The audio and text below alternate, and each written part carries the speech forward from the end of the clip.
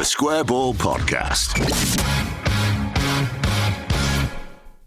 Welcome to the weekly show, brought to you with Levi Solicitors. 10% discount is yours at levisolicitors.co.uk/the Square Ball. Usual trio with you, Dan, Michael and Moscow White.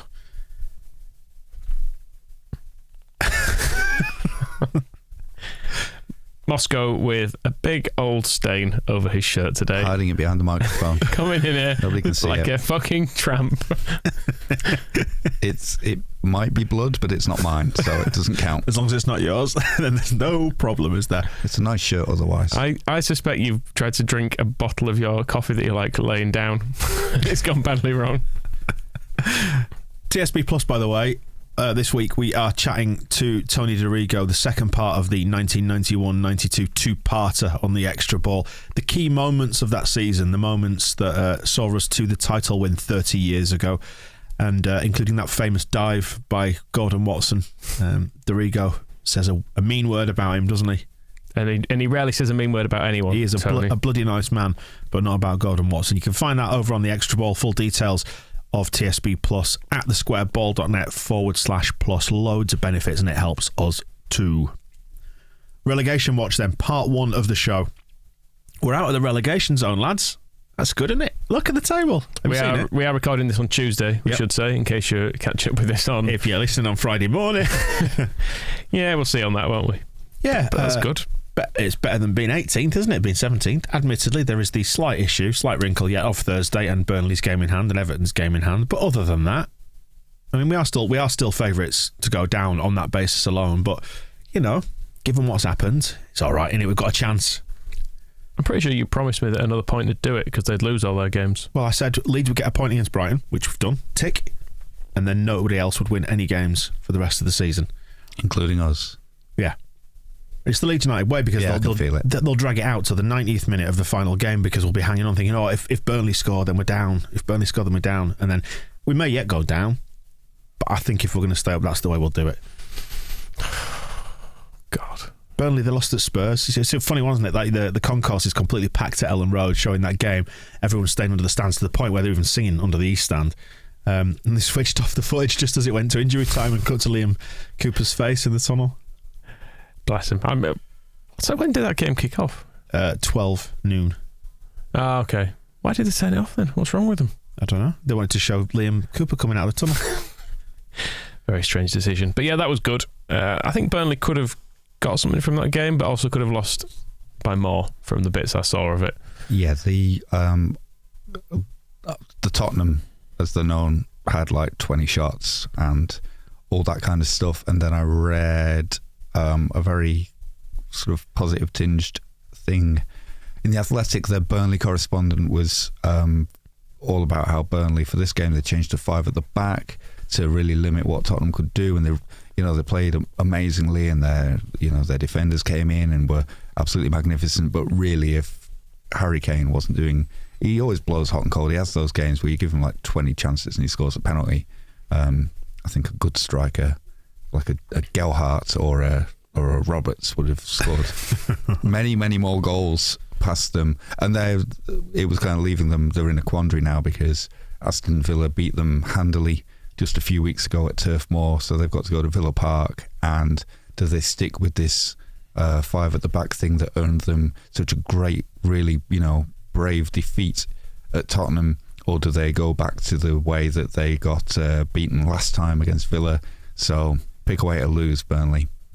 And but they should do we offer some points deductions for going to Tottenham and doing Nazi salutes from admittedly only a couple of the fans, but a couple too many. So they should not stay up for that long. Burnley and Everton both did some racism this weekend, didn't they? Yeah, so it falls upon Leeds to take the rare moral high ground in this situation. So ask yourself, the rest of the Premier League over the games to come, which team do you want representing your brand next season? And go with the safe bet. The answer Leeds should United. be the delightful supporters of Leeds United who will never do you any wrongs.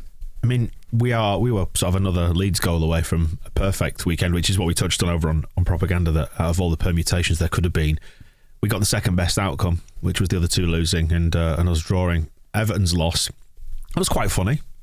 It's hilarious. Good old Frank. I still think they're probably outsiders for this, but you just never know in this business, do you? Because they've got Palace at home on Thursday. I think it's going to be a bit more twitchy. And then they end against Arsenal, don't they? They've got to go away to Arsenal, and it's all about Champions League. If Arsenal have to win to have a chance now of getting into the Champions League after screwing it up against Newcastle. So there is this prospect that keeps in the back of my mind of like it would be absolutely beautiful if Everton went down from here. But the problem with that is that would require, if I'm correct, Burnley winning. I just don't want Burnley to win on Sunday. I feel like that would be unhelpful in general. So, but in fairness, they could just win on Sunday is the thing that could happen. That would probably be the more comfortable position. Well, just in general, like, I don't want them to win on Sunday either. I see, yeah. I don't want anything that kind of hints at Leeds going down. It's just best not to go there, even if that's the way for Everton to go down. Yeah, I'd like us to not have to get another point. That's the level of faith I have in us. And as I was just saying before there, to repeat that point, if we're going to do it, that's how we'll do it. I would say the Brentford against Everton, the little I saw of it, Brentford don't look that great defensively. There was like the penalties that they gave away was like two players crashing into each other, and Everton started. They had chances before taking the lead. So there's possibilities there for them to be got at. We'll do this in the Brentford preview, which is Forgot we were doing Brentford preview. Part 2 of this. They're easy to forget about in fairness. Let's look at the 538 projection. I'm prepared to go back to that this week because it is the website 538.com. They run a season simulations. They do 20,000 of them to look at the outcome. Our chances have improved. The probabilities they reckon, according to their silly algorithm, Everton to finish safe on 38 points with a 9% chance of relegation. Burnley 36 points, 35% chance, and us also on 36 points, 56% chance of relegation. Now, when you actually analyse what they're predicting there, their silly algorithm is predicting that us, Burnley and Everton will all draw all of our remaining games. So all 5 of the remaining fixtures that we've got will all be draws, is what they are predicting. Every week you bring this shambles to the podcast. It's a supercomputer. And I never know what any of it means. It's a supercomputer. I think that's inaccurate. Because I think none of us will get it. Well, certainly in that last week, I think none of us will get any points. Whether they get something from Palace, Everton, that is, I don't know. Burnley, I suspect, will probably lose both of theirs. But I don't know. We will see, won't we? I don't see, of those 5 games, 5 draws being the outcome. That just doesn't seem realistic. I've just very quickly gone to a popular betting website, and I can get 600 to 1 as an ACCA on all those games being draws. Right. So they think that's the likeliest outcome. Exactly. Interesting. I don't know. I guess just picking 5 games to all have the same result is going to be pretty high odds anyway. So yeah, and also last day of the season, it's not going to. Well, the last 2 rounds of the season, it's not going to end up with 5 draws. Don't be ridiculous. It's exciting, though, isn't it? It's the last day of the season. Not done this in ages. This Packard Bell desktop needs to be in the bin with a match after it. I would say the exciting part of this is that we peaked at 65% probability to go down, but we have reduced now to 56. So our chances are improving with each passing day. There's not a lot of comfort in that 9%. Just for the record, I am putting £2 on all those games being drawn. Why not? Yeah, we've not had anything riding on the last day, have we, for ages? I think League One promotion was the last I can think of. I think we've had outside chances of playoffs maybe on one or two occasions. I can't remember. And we were Wigan away when we could have won 14-0 if Charlie Taylor hadn't cried off. Yeah, that sort of a thing. But yeah, it's always been a bit boring. Even when we've gone up and gone down, it seems to have mainly happened a bit ahead of time, doesn't it? Even winning the title, we didn't go to the final day. Yeah, relegation from the Premier League we played at home against Charlton, but it was already done. Away to Chelsea. And then relegation from the Championship, we still had to go to Derby after that, didn't we? We had loads of players sent off. So, yeah, good. I told you it would be an exciting end of the season, didn't I? Hooray. How do you sort of genuinely, like, hand on heart feel about it? Michael, I dare say you're terrified. I'm whatever happens now, I'm fine with it. I'm not terrified, actually, because I've come to terms with the fact that, the equaliser on the weekend made me think, you still have last minute goals again in the Championship, don't you? And that's still fun. And Brighton are a Championship team anyway. You know, well, I don't say like I know you kind of look forward to being in the Premier League so you can play against teams like Liverpool, scum that you've not played for ages. But then this season's made me think, don't want to play them. No, it's awful, isn't it? It's horrible. I hate getting dicked. It's just it's been hard to watch. So I've kind of come to terms with it. I would obviously like us to stay up. Mm-hmm. It's funny that it's come down to us having games against Brighton and Brentford, our old League One pals. Maybe we should all just go back down there. Maybe we'll start our own Splinter League. If they tried to start a Super League, maybe we'll start a crap league. Well, what Michael's saying there, and thinking about the Super League, the more I'm starting to think it's a better idea. Yeah, if they'd all pissed off, it'd have been great. Because the FA Cup final, crap. And the Cup finals are between these teams every single year now. Like that small cabal of teams. And when it's not one of them, they just get thumped, whoever it is that dares to intrude on their party. It's boring, isn't it? And we were talking about... Shut it down. We were talking about youth development on Propaganda Extra before, and about how it's difficult to throw kids into the Premier League because it's such a high stakes league, and you can't have, you know, a teenager up against Chelsea's £1 billion team or whatever they've got. Whereas if they all went away, we could be more, our league would perhaps be more of a part. I mean, the Bundesliga isn't a good example because Bayern Munich ruin it, but it is a league. Well, they could go to the Super League. They'd be good as well, and that'd fix that. You create a more competitive environment where you can put young players in, and you don't have to wait until they're 24 and they've got experience elsewhere for them to be. So Archie Gray could play, and it would be fine. Whereas the average age of the Premier League is so much older than other European leagues, and it's because these teams at the top create so much pressure, and because the amount of money in it creates so much pressure that you can't rely on young players to battle against relegation, because there's that big drop off financially into the Championship. And that's probably says something about the whole relegation prospect, because what we're talking about, what you're talking about, is that if we're in the Championship next season, we still play good games against big teams. You know, Huddersfield will still be there, and they said big teams and good games. I'm using that as a joke to say that they're going to lose their player final.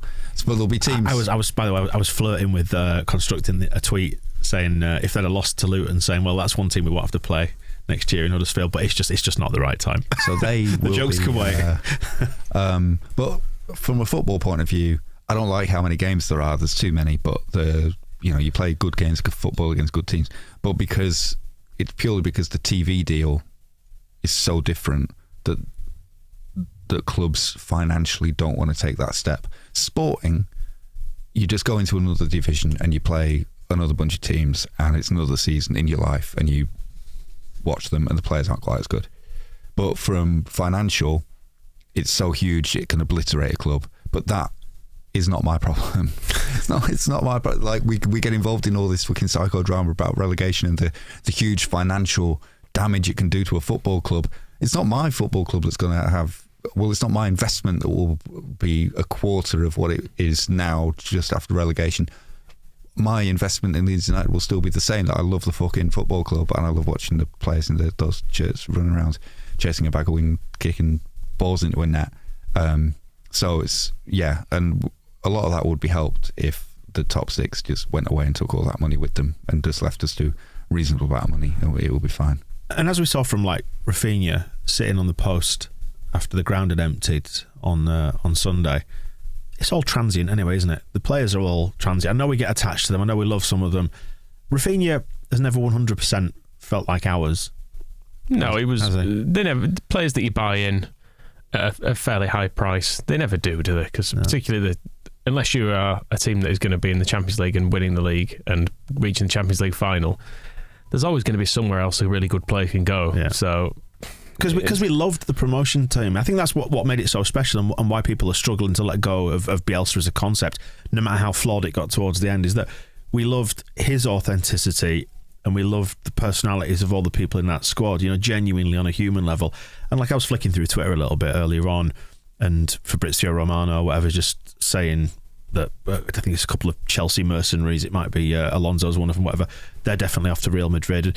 These players over a certain level, you've got no real control over them, have you? It's it's almost a completely different elite level. They're impossible to love or get attached to. And that's what made the Bielsa promotion so special. It's a problem as well with kind of the structure and the money side of things, that players flit around, and the players are the ones that you want to love. Like, you know, the moment at the weekend when we equalised, Joffrey doing that skill, Struijk with he deserves so much credit for keeping calm in that situation. I put in my match report, it's like, you can so easily imagine that header just going into the side netting. He didn't. He just imagined it goes straight in the net and he put it there. All of that existed beyond kind of like whatever Marsh is saying, whatever Radrizzani or Kinnear are saying, and whatever the 49ers are saying, and all that kind of stuff. Completely irrelevant in the moment, and that's why you love footballers, is because they just do those kind of things. But then because footballers come and go, and they arrive, they do cool stuff for a while, but then because they might go away, people don't want to build that affection anymore, because there's the idea that they may leave. The people who never leave are the people who bought your club. So people then transfer this weird affection onto ownerships of football clubs. It's why you get people who are like pro Radrizzani or anti Radrizzani, because they equate somebody who just bought a club with the thing that you have to like about it. The institution itself, you mean? Yeah. When really them buying it is kind of completely out of our control, and while they're here, they don't actually do anything to entertain me in a football sense. I love, and whereas the players that we buy or develop and then may leave, they give me so much while they're here. And it's just the way that now works means our affections get skewed in really strange ways towards people who sort of aren't really relevant to football, and we put ourselves in this position of thinking, well, should I like Rafinha even though he's going to play for Barcelona next season? And actually, yes, because he's been great to watch. Maybe not had the long-term impact on a football club that you would hope that we would get from a player like him, but that's really been not down to him, it's down to kind of what surrounds him. But he will leave and he'll still be a great player, and I'll probably watch him playing for Barcelona and think, yeah, cool. But then there's that idea that you should just drop him like a stone as soon as he goes to play for a different football club, and only concentrate on the people who are at your football club. But that's how you end up with people saying that, like, you should like Michael Brown. Well, actually, I don't fully agree with that, in the sense that if and when Rafinha does go to, let's say, Barcelona, I will always be able to fondly watch him, and he will feel a little bit ours, even if he never felt completely ours in the first place. I will still retain some sort of emotional ownership over him. Well, I mean, we still do with James Milner to an extent, and he hasn't played for us for about 20 years now. So yeah, you do maintain it with some people. It was always different with Milner because he's very much a Leeds lad and all that. So Rafinha is different. But you can hear it in this season with the number of people who are saying just forget about Bielsa and stop talking about him. There's a certain group of people who would prefer a line to be drawn as soon as somebody leaves, and the only people who matter are the people who are at Leeds within the four walls. And I think we probably feel differently, that the kind of those strays, like James Milner is just like, he's somebody who just strayed away, isn't he? And we always you feel we have that bit of elastic that attaches into him, but you will get people who just go, well, I mean, when he celebrated a Liverpool goal when we played them in the League Cup, and there was mass outrage, like, how dare James Milner do this thing? Doesn't he? He's just a guy being happy for his friend who scored a goal, and people get very weird about these things, but it's all down to the fact that what is static and what is not, and we don't. The players move around much more. The Square Ball Podcast.